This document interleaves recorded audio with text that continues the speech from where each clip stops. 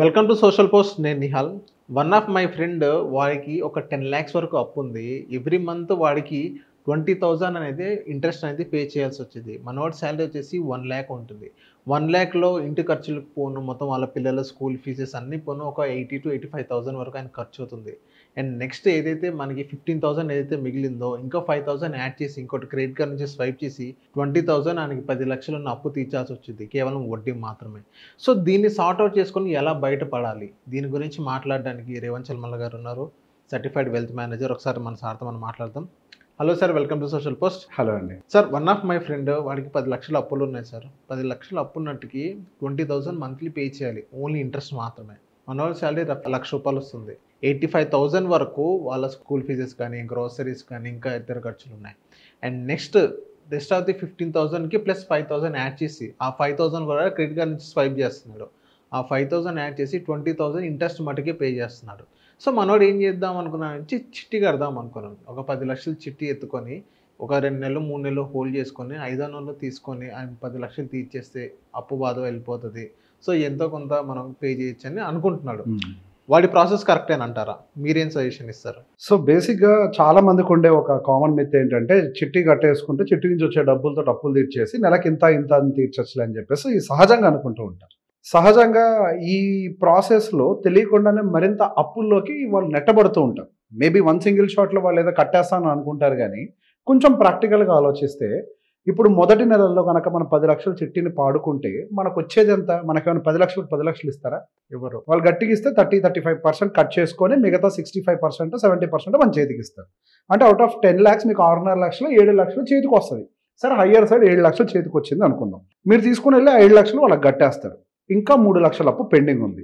So మీరు చెప్పిన లెక్క ప్రకారం వాళ్ళు ఇంకా 6,000 వడ్డీ కట్టాలి. ఓకే, మళ్ళీ ఇక్కడ 10 లక్షలు మీరు ఎత్తిన తర్వాత వాళ్ళు సైలెంట్గా ఉంటారా? అక్కడ వాళ్ళు చిట్టి అమౌంట్ని పే చేయాలి. 10 లక్షల రూపాయలు చిట్టి అని అంటే యావరేజ్గా వచ్చేసరికి స్టార్టింగ్ మంత్స్లో 30,000 రూపాయలు దాకా వస్తుంది. ఆ తర్వాత పోను అది 35-40,000 దాకా కూడా వెళ్తుంది అది, రైట్? ఇక్కడ 5,000 రూపాయలు ఎక్సెస్ పడితేనే 20,000 రూపాయల ఖర్చుతోటే 5,000 ఎక్స్ట్రా పడితేనే ఆయన బయట మళ్ళీ క్రెడిట్ కార్డుల మీద అప్పులు చేయాల్సిన సిచ్యువేషన్ నెట్టబడ్డాడు అంటున్నారు. అవును, రైట్. మరి ఇక్కడ డైరెక్ట్ 30,000 రూపాయలు చిట్టి ఎట్లా కడదామని ప్లాన్ చేసుకుంటారు? ఇక్కడ 30,000 మంత్లీ చిట్టి కట్టాలి. అదేంటి బిగినింగ్ ఆఫ్ ద చిట్టీలో మళ్ళీ పోను అది పెరుగుద్ది. మళ్ళీ దానికి తోడు ఇంకేమవుతుంది, ఇంకొక 6,000 మళ్ళీ ఇక్కడ కట్టాలి. ఇంకా 3 లక్షల అప్పు మిగిలిందిగా, చిట్టికి ఫుల్ డబ్బులు రాలేదు కదా. మరి ఇట్లాంటి కండిషన్లో చిట్టి వేసుకొని మళ్ళీ ఇక్కడ పాడుకొని ఇటువంటి అన్ని పనులు చేయటం వల్ల అన్నెసరీ ట్రాప్లో పడి మళ్ళీ ఒక కొత్త లూప్లోకి మీకు తెలియకుండా మీరు నెట్టబడుతూ ఉంటారు. సో బేసిక్గా ఎప్పుడైనా మనం చిట్టి వేసుకొని పాడి దాని అప్పు తీర్చాలి అంటే అది కరెక్ట్ ఐడియానే అవుతుంది, నేనేం కాదనట్లేదు. కాకపోతే ఎప్పుడు మీ దగ్గర అంత సర్ప్లస్ డబ్బులు మిగులుతున్నప్పుడు, మీరు బయట అప్పుకి హ్యాండ్లోనే ఎవరి దగ్గర చేయబోతులు తీసుకున్నప్పుడు వాళ్ళు ₹2 వడ్డీ అడుగుతారు. సహజంగా మార్కెట్లో చాలా మంది చేసే పని. అదే మీరు చిట్టి వేసుకుంటే మేబీ మీకు ₹1 వడ్డీకి డబ్బులు వస్తాయి. ఇక్కడ మన క్యాలిక్యులేషన్ ఎంతసేపటికి అది ఒక్కటే చూస్తాం. మనమేమో బయట ₹2 తీసుకున్నాం, ఇక్కడ ₹1 వడ్డీకే మనకి లెక్క తేలుతుంది కదా, సో ఇక్కడ తక్కువ వడ్డీ కదా అని చెప్పేసి. ఇక్కడ పాయింట్ ఏమవుతుంది, ఇక్కడ మీరు 24 monthsలో మొత్తం డబ్బుల్ని రీపే చేయాలి కాబట్టి చిట్టీకి ఇంక్లూడింగ్ ఇంట్రెస్ట్ మీకు మంత్లీ పేయబుల్ అమౌంట్ పెరుగుతుంది. మరి 24 నెలల పాటు మీరు తెలియకుండానే మళ్ళీ 10కి 10 కంటే ఇంకెక్కువ అప్పు చేయాల్సిన సిచ్యువేషన్లో నెట్టబడతారు. గతంలో 20,000 ఖర్చుకి 5,000 షార్టేజ్, ఇప్పుడు 36,000 ఖర్చు వచ్చింది. 36 కూడా కాదు, కరెక్ట్గా చెప్పాలంటే యావరేజ్ ఎక్స్పెన్సెస్ 40,000 పైనే వస్తుంది ఎక్స్ట్రా. మరి ఇక్కడ ఏమవుతుంది, నెలకి 25,000 చొప్పున మళ్ళీ ఆయనకి ఖర్చులు పెరుగుతున్నాయి. మళ్ళీ 25,000 సంవత్సరానికి ఎంత? 3 లక్షలు. మళ్ళీ 3 లక్షలకి చిట్టి మళ్ళీ వడ్డీలు యాడ్ అవుతాయా? 2 సంవత్సరాలకి ఎంత అవుద్ది? 6 లక్షలు. మళ్ళీ వడ్డీలు యాడ్ అవుతాయా? ఎటు తిరిగి మళ్ళీ ఇంకేముంది, పాతప్పు 3 లక్షలు మిగులుంది. ఇక్కడ ఫస్ట్ ఇయర్ 3 లక్షలు, సెకండ్ ఇయర్ 3 లక్షలు, ఇక్కడ 9 లక్షలు, మళ్ళీ వడ్డీలు. ఏం సాధించారు ఫైనల్లీ? నథింగ్. అన్నెసరీ ఒక లూప్లో ఇరుక్కున్నారు. మళ్ళీ ప్రతి నెల వాటి కోసం డబ్బులు వెతుక్కోవడం తప్పించి ఇంకో దారుందా? ప్రతి నెల డబ్బులు ఎక్కడి నుంచి పుట్టుకొస్తాయి మీకు? మళ్ళీ క్రెడిట్ కార్డే. సో బేసిక్గా ఎప్పుడైనా కానీ అప్పుల విషయంలో మాట చెప్తూ ఉంటారు, అప్పులు ఉన్నవాడికి ఆస్తులు ఉంచుకునే హక్కు లేదు. ఆస్తి ఎంతతో పెరుగుద్ది? మీకు 1 ఎకరం భూమి ఉందని అనుకుందాం. ఎకరం భూమి మాక్సిమం అంటే ఒక వ్యవసాయ భూమి పెరిగితే, ఏది పెద్ద ఈవెంట్ జరగకపోతే, అంటే ORR, RRRలో ఇట్లాంటివి ఏం పడట్లేదని అనుకుంటే, అది ఎక్కడో ఒక చోట జరుగుద్ది, ప్రతి చోట జరగవు. అట్లాంటివి ఏం జరగవని అనుకుంటే ఒక 7-8%కి మించి పెరగదు సంవత్సరానికి. అంటే ₹1 వడ్డీకి +or- పెరుగుతూ ఉంటుంది, రైట్? మనమేమనుకుంటాం, అరే మన దగ్గర ఈ ఆస్తి కనుక మనం పెట్టుకుంటే అది బాగా పెరుగుతుందనే ఉద్దేశంతో ఈ అప్పులు మాత్రం ₹2 వడ్డీలు కడతాం. అక్కడ ఆస్తి పెరిగేదేమో ₹100 వడ్డీ, అప్పులు పెరిగేదేమో ₹2 వడ్డీ.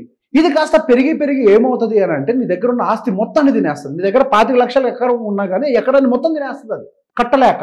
సో ఎప్పుడైనా సరే ఒక అప్పు ఉంది అని అంటే సాధ్యమైనంత వరకు మీరు దాన్ని క్లియర్ చేసుకొని, ఏదో అవసరమైతే ఒక ఎకరం నమ్ముకొని అప్పును క్లియర్ చేసుకొని ఇక్కడి నుంచి అయినా సరే డిసిప్లిన్గా భవిష్యత్తు కోసం ఇన్వెస్ట్మెంట్ పెట్టుకోవాలి. ఇప్పుడు మీరు చెప్తున్న లెక్క ప్రకారం ₹1,00,000 జీతం అంటే హియర్ అండ్ దేర్ అబ్బాయి వయసు కూడా 30 ఈ age గ్రూపే.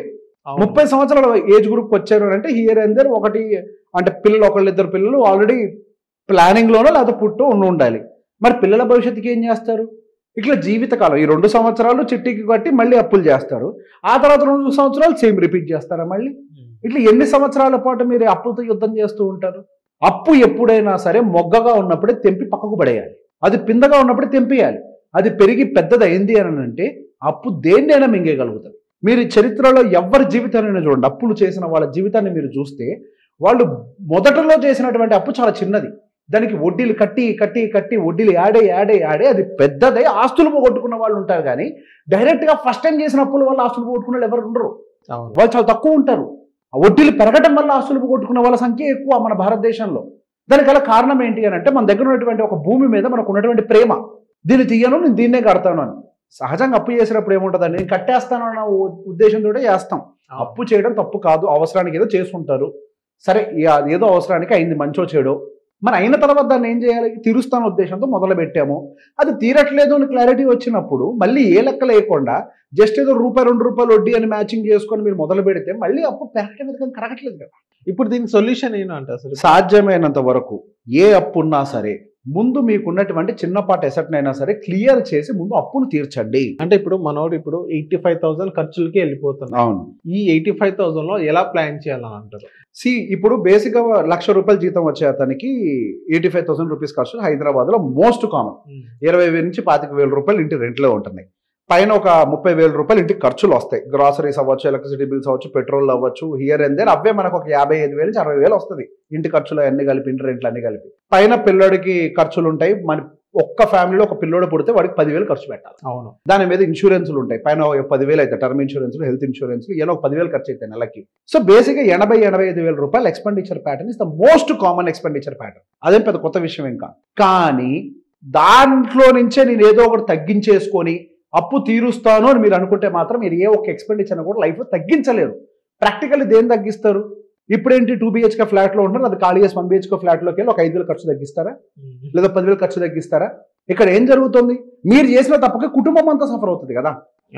Quality of life effect అవుతే నెక్స్ట్ గ్రో అయ్యేటువంటి చిల్డ్రన్ వాళ్ళ క్వాలిటీ ఆఫ్ లైఫ్ కూడా ఇంపాక్ట్ పడుతుంది, వాళ్ళ మెంటల్ గ్రోత్ కూడా ఇంపాక్ట్ పడుతుంది. సాధ్యమైనంత వరకు if you have any asset or gold clear it. If not, if you have like 20 lakhs worth of gold బ్యాంకులో పెట్టుకోండి. అది ఈజీ ప్రాసెస్ కదా. గట్టిగా 9 పైసల వడ్డీకి మీకు గోల్డ్ మీద లోన్ దొరుకుతుంది. 8% 9% ఇంట్రెస్ట్ రేట్ గోల్డ్ లోన్ దొరుకుతుంది.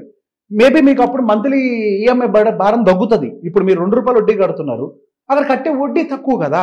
అవును. ఆ గట్టిగా మీరు 1,00,000కి వచ్చేసరికి ఎంత కడతారు? సంవత్సరానికి 9,000.